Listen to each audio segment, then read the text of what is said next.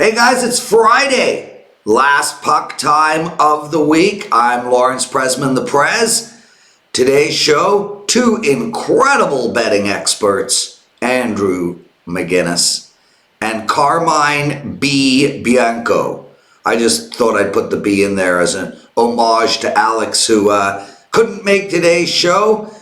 Carmine is stepping in with 0 seconds notice, and well, as we can see, you didn't have time to do your hair, hey, Carm?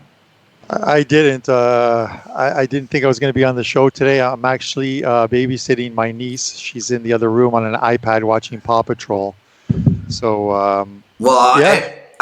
Anytime anyone can support Paw Patrol, I am all for it. I know you are. It is the second largest media brand in the world, Carm. I'm not even, it's behind Star Wars. The second largest media brand on the planet. Listeners don't know what I'm talking about, nor my connection to Paw Patrol, but that'll be for another day. It's a huge connection to them, but yes, of course. I take your word for it because I know the backstory, so I know that when you talk about that specific brand and their media, you know a hell of a lot more than a lot of people, most people.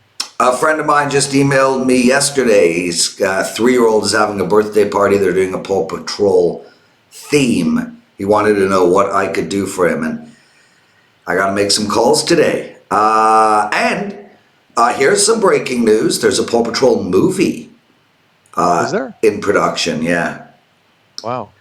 I'm going to have to tell her about that. Carmine Bianco, thanks for joining us. Alex B. Smith couldn't make the show today, but Andrew McInnis, my brother, my favorite youngster. What's up, buddy? Hey, good to see you guys. Happy Friday. I'm doing a lot of play-by-play commentary for basketball this weekend, and a lot of great games lined up in the NFL. On a really good run right now, so life's going pretty good right now. How are you, Prez? You know, I know you do play-by-play, and I was on the phone with Rick, the CEO of WagerTalk, a few days ago, and we had the game on TV, and I'm like, Rick, man, we got to try this play-by-play thing. It was the LSU Clemson game, and I'm like, Joe Burrow drops back. I mean, dude, like, football is impossible. I cannot imagine doing hockey play-by-play. A volleyball, easy. Guy hits the ball, other guy dunks the ball on another guy's head, game over, move on, let's go eat. But hockey, man, that is insane. I'll tell you what's tougher. I'm doing a hockey game where it's like 4 or 5-1. Because if it's not close, you really are reaching for things to speak about, especially as the color guy, the analyst. They're trying to find stuff, useful stats, information. But, you know, if it's a mismatch and it's a top team that's going to make the playoffs. Oh, Carm, I miss Andrew and his crappy sound quality. It's back. Yeah. Oh, well. You know, the funny thing is, I got a call from my ticket rep at TFC. I'm a season ticket holder, for those who don't know, for our professional soccer team here in Toronto, and they need a new stadium announcer, someone who announces the lineups, the goals, and what have you. And she's like, I know what you do for a living. She goes, you might want to send in like an audition tape. And I'm like, I'd be fired after the first game.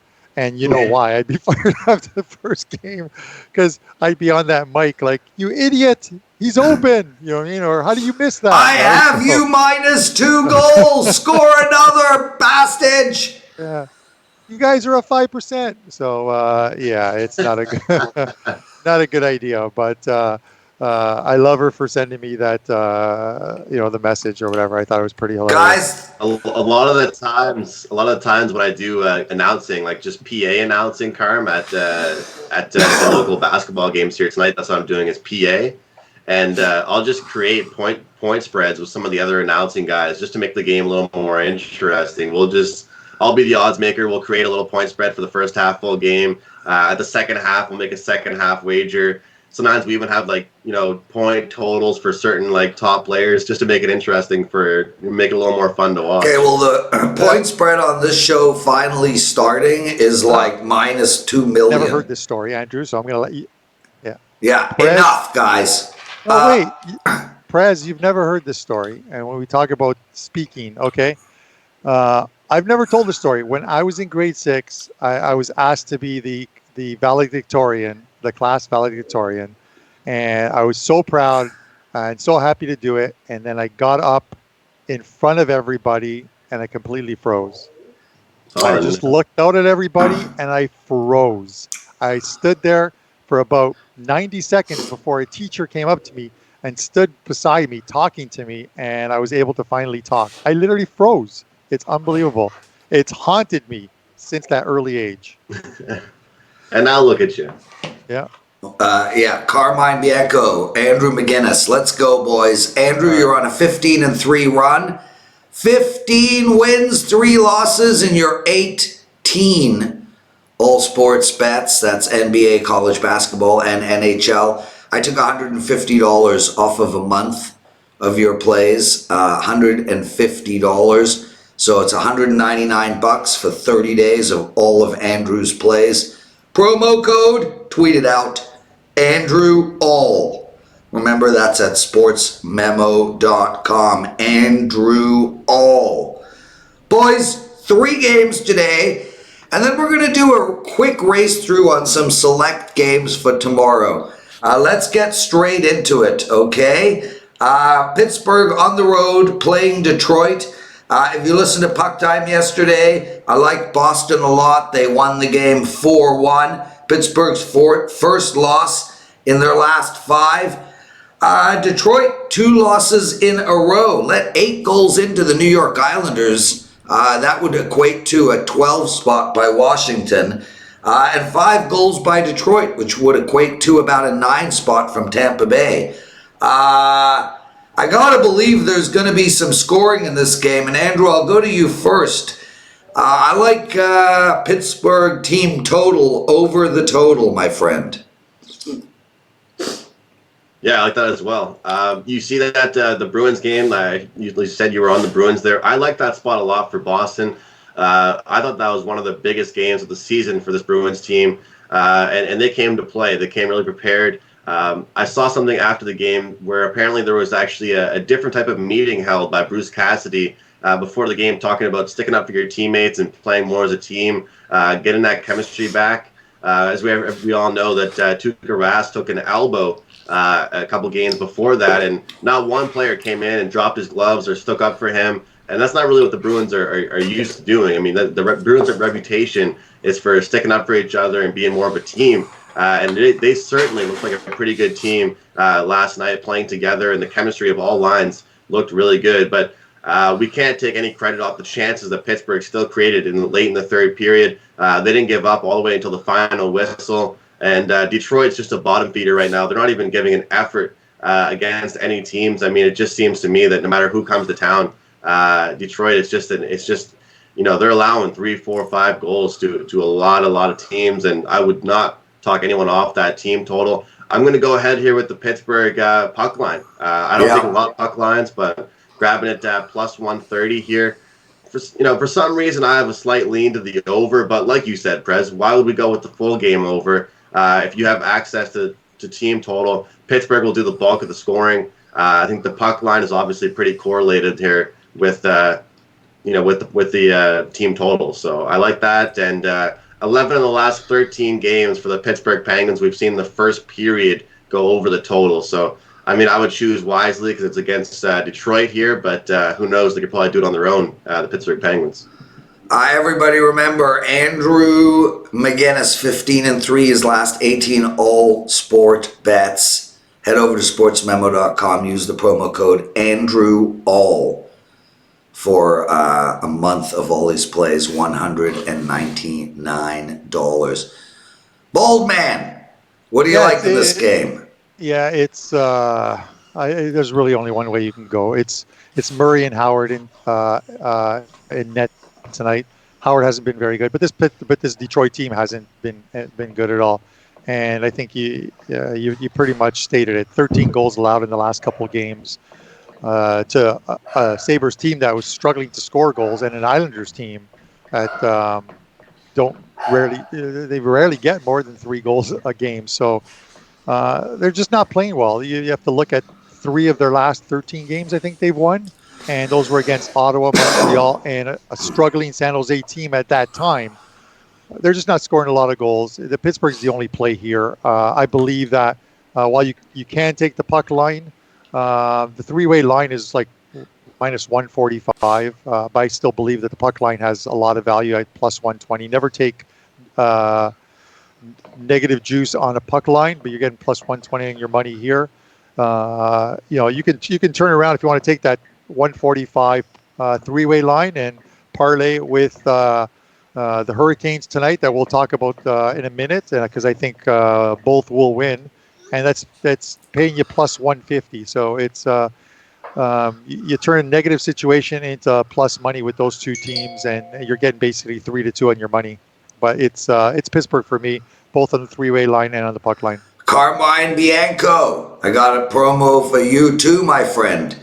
The one we've been running all weekend. I spoke to head office. We're going to keep it up until Monday. Everybody, Dave Koken, myself, and Carm, half price for our NHL season.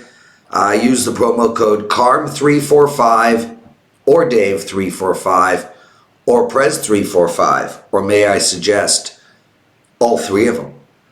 Carm is on a 9-2 NHL run. 9-2, not bad, eh? Sweet. Yeah, we had a clunker yesterday.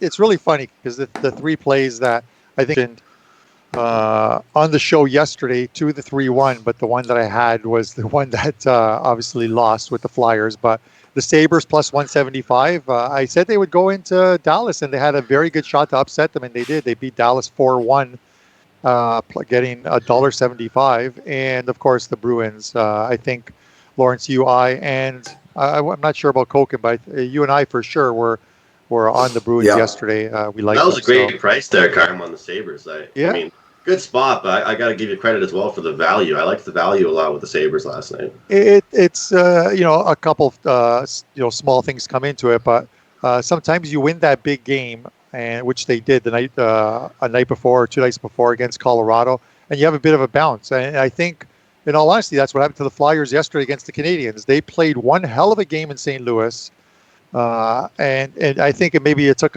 something out of them, because I commented to Prez a couple times via text message during the game that the Flyers looked absolutely flat. Yeah, he did in that game. So it's one of those things I think you need to watch sometimes. It shouldn't really factor into your capping, but you have to keep it in the back of your mind that sometimes when a team plays above their heads one game, they regress a bit the next. Dave Koken passed yesterday. He's on a 7-1 run, and not to be outdone by Carmine's 9-2 run. The Prez pushed yesterday and is on a 9-1 run. Dude, you were completely unlucky in that game. So much time. You had an open net with 3 minutes left to get you that 7th goal for the win. The Ottawa Vegas Golden Knights game. I was at a 4-2 score line is perfect if you have over 6. Absolutely. Yeah, well, you're playing with house money. Guys, let's go. Carolina minus 208. Hosting Anaheim. Beautiful win by Anaheim yesterday. Dave Koken really liked Nashville. We talked about it on the show, and Carm and I did as well. And Anaheim just showed up there, and Gibson made some outstanding saves as well. Tough spot for Anaheim, though. Carolina is probably going to be mean and nasty tonight after a couple of losses. They're going to get this done. I like them in regulation. I like them on the puck line. I think this game has got 4-1, 5-1 written all over it. I'm staying away from the under, but it's Carolina all the way. Carmine? Yeah, it's likely Ryan Miller in net tonight. I think he's lost 4 in a row now. He's 4-5-2, 3.2 goals against average. anytime I see a save percentage under 9, I'm not a fan of it, although it's just a tick under at .899. But yeah, this is a very good Carolina team returning home off a loss. And, there's no back-to-back thing in play here because they both played last night. So I don't think that's that big a deal here. For me, it's Carolina. I have to believe Carolina's going to win. And as I mentioned earlier about that parlay, you can take them with the Penguins on the three-way line to sort of reduce your risk. But I wouldn't doubt Carolina here winning this game by at least a couple goals. So I'll take the -1.5 plus 120 here as well. Young Mr. McGinnis, what do you like? Yeah, I like the Hurricanes as well, guys. But, like you guys were both saying, I wouldn't, I don't like the price that they're at. I think that that's maybe a little bit too generous on this Carolina team for how the Anaheim Ducks have looked recently, because we got to give them credit. They're scoring goals. They're finding a way to, still be involved in some games. But when it comes down to it, when they play tougher defensive teams, they get shut down. If you look at Carolina on a scale, they're playing in these 2-0 games, 3-2 games, 3-1 games. Anaheim's been all over the score sheet. And we're still seeing 5.5 guys at their total. I mean, this is a team, 8 of their last 12 gone over the total. They're flying over against the Eastern Conference. And I wanted to point out this as well, because I've really been hopping on some of these first period over trains, and I cashed a few last night. It's now 8 of the last 9 games for the Anaheim Ducks have gone over in the first period. And, you saw yesterday, I ended 2-1 against the Nashville Predators. And I might take a look at it tonight at a really, really good number here for a first period. But like Carm said, maybe correlate Carolina money line and do a parlay, or look at them in regulation. But I'll probably be taking a look at the over in some capacity in this game, strictly off the 5.5 total. I'm struggling with this McGregor game. I just like saying McGregor. Fighting Cerrone on Saturday night, and I just want to point out that I really want Connor to get his ass kicked. I mean, he's just a dick, period. He's a bad guy. He's an arrogant, narcissistic, nihilistic twat. But then if he gets beat bad, we're going to lose Connor. And he's so good for the sport and so fun to watch. It's quite a conundrum. Conundrum. Yeah, he is a marketing tool for the UFC. Yeah. It's what it is. It's his image. It's what he brings. And while he's probably taken a couple steps back to what he is as a UFC fighter in the ring, it's they need him. They need him for those. So what happens if he loses? Sales. Well, this is the thing. I mean, he hasn't won a fight since 2016. Well, he's fighting this year. This year, he's fighting. You'll see a few fights out of him regardless this year. You'll see a few fights out of him in 2020. But you can't be the most arrogant dickwad on the planet if all you do is keep losing. Yeah, but Prez, it's not like he hasn't fought. It's not like he hasn't won since like that date you said, and he's had like 20 fights. He hasn't really been fighting. Yeah. Beyond me, I could never understand a couple years ago or wherever it was. I think I was together with a bunch of friends and some of Prez's friends, and it was the talk was the McGregor Mayweather fight, and I just said to myself, and I'm hearing guys say, "Oh, McGregor, he used to box. He's going to get it. He's fearless." I'm like, I will take any action you guys want to think, and I took. I think I took one of the props to lower the price because Mayweather was favored that it would end within, I think, 8 rounds or whatever, because I know Mayweather would keep him in the fight for about 5-6 rounds because it's good for TV, good for pay-per-view. If he clocks him in the first round, everyone loses. But you keep it going. You keep the myth of Mayweather going.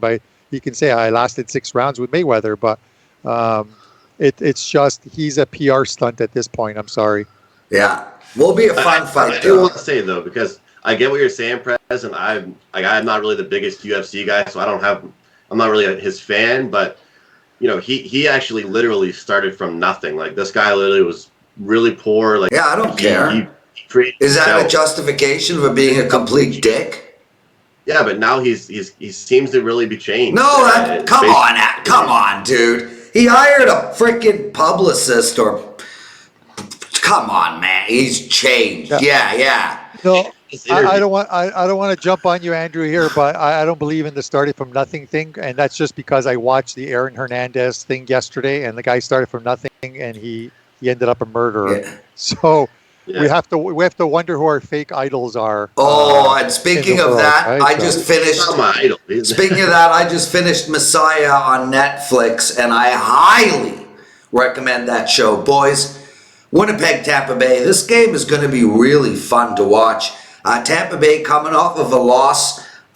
They are minus 145 on the road. Winnipeg just laid the smackdown on Vancouver 4-0. Man, I don't know what I'm passing. I don't know. I'm not going to make up a bet on this game. Carm, what do you think? Yeah, it's Vasilevsky and Hellenbrock.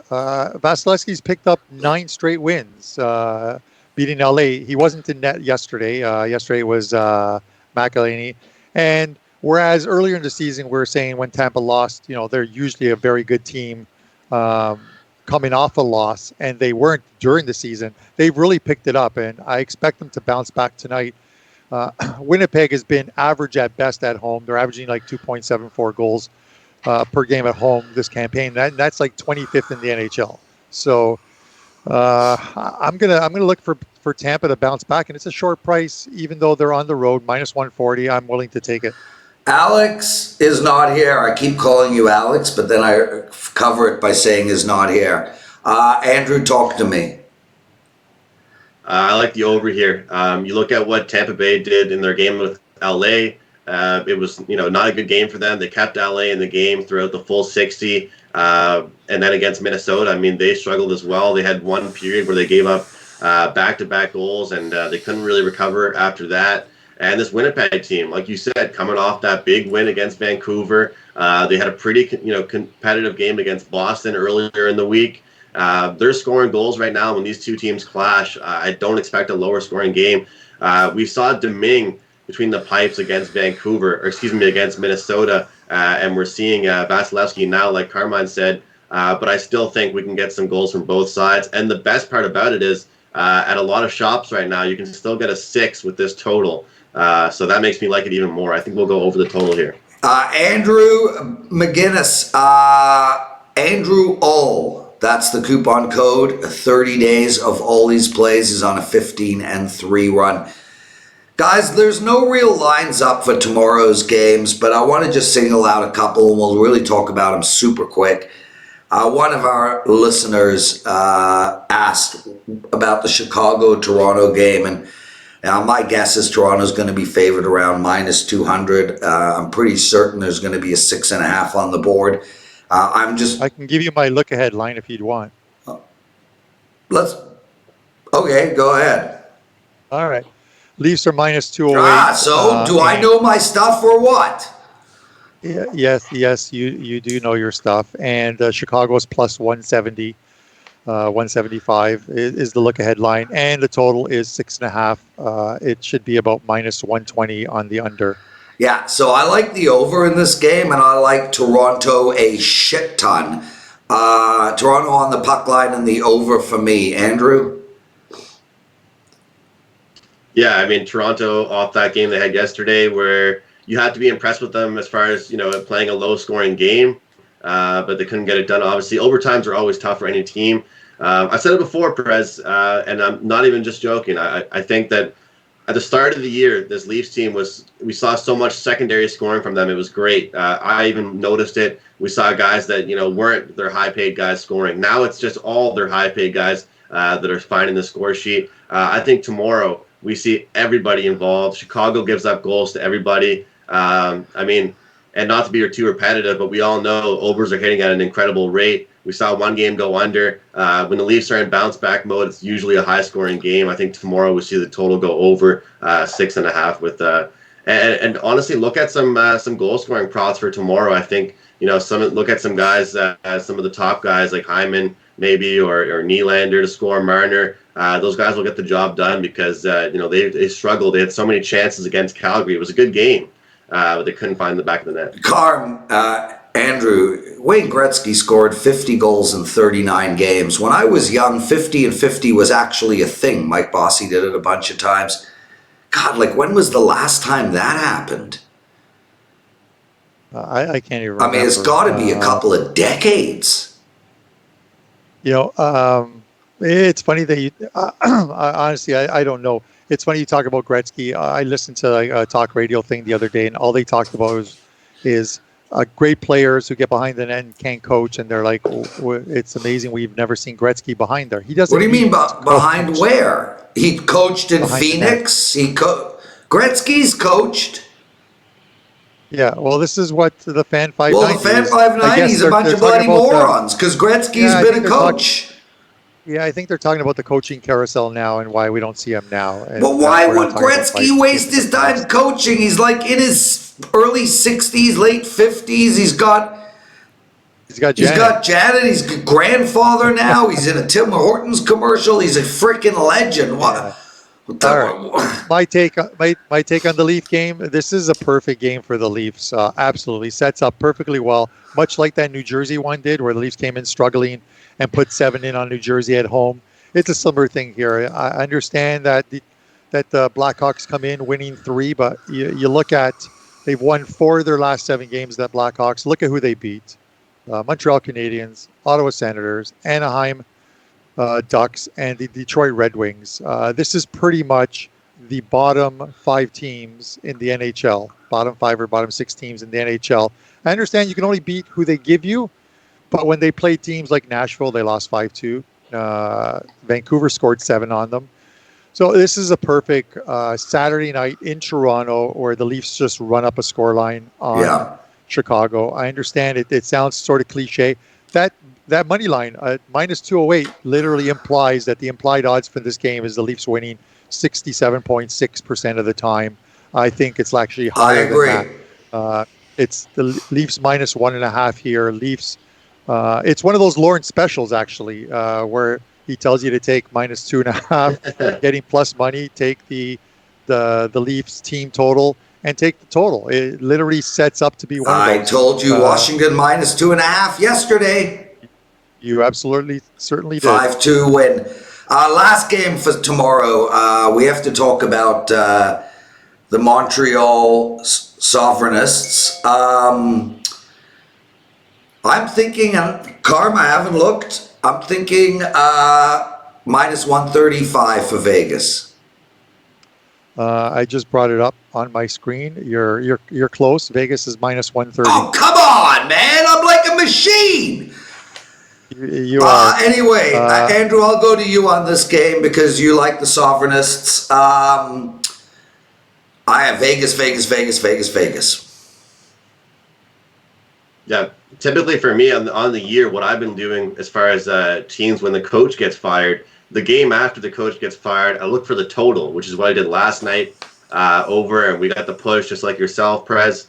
Second game, I look for the money line with that team. I feel like it takes a game. The coach hasn't really said much to you. At least you're going to get a couple things across. You're trying to implement a few different things, and as much as they might not like their new coach, you have to impress him, and you have to try and turn things around. And that still was not really an impressive game last night by any means. And like Carm said, when you're beating bad teams, nobody really cares. Montreal obviously not much better. But I think tomorrow sets up for a really good spot, and let's face it, guys. I mean, I'm not shy to say this. That's a really, really good price for the Vegas Golden Knights to kind of get their act together against the Montreal Canadiens. Montreal coming off that win, they're probably going to be feeling pretty good about themselves. Carey Price is playing out of his mind right now, but he can't carry this team too much, no pun intended. And I think that.